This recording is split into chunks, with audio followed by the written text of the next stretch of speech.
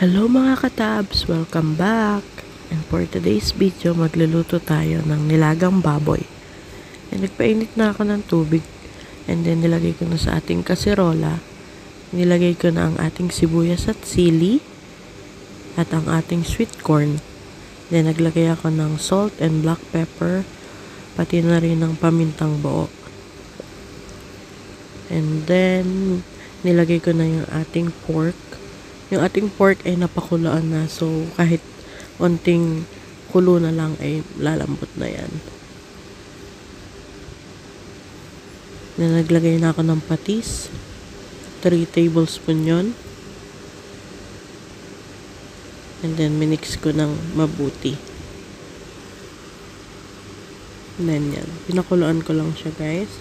And nung kumulo na at medyo lumambot ng ating pork at ang ating sweet corn, nag-add na ako ng nor pork. Then minix ko lang para madurog yung ating nor pork.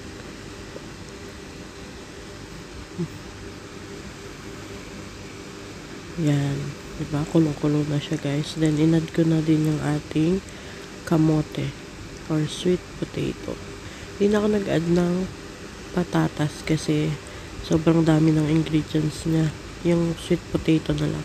Then, tinakpan ko. Ang pinantakip ko yung aluminum foil. Kasi walang pantakip tong lutuan na to.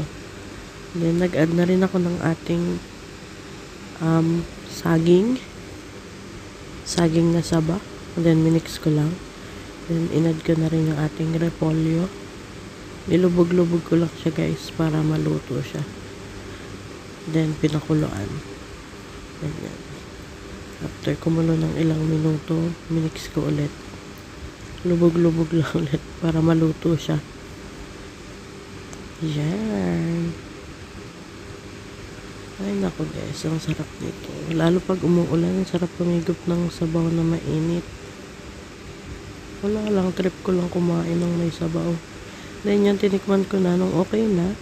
Yan, sinunod ko na ilagay yung ating pechay. Yung cute nga ng pechay, mini pechay.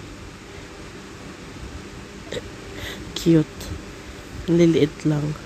Ganun lang, nilubog-lubog lang natin. Dahil madali lang naman maluto ang ating pechay. So, yan na.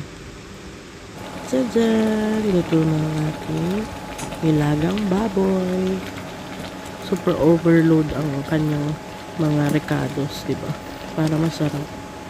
Yun lang guys. Thank you for watching. Please like, comment, and follow na rin po. Please share also. Thank you. Bye-bye.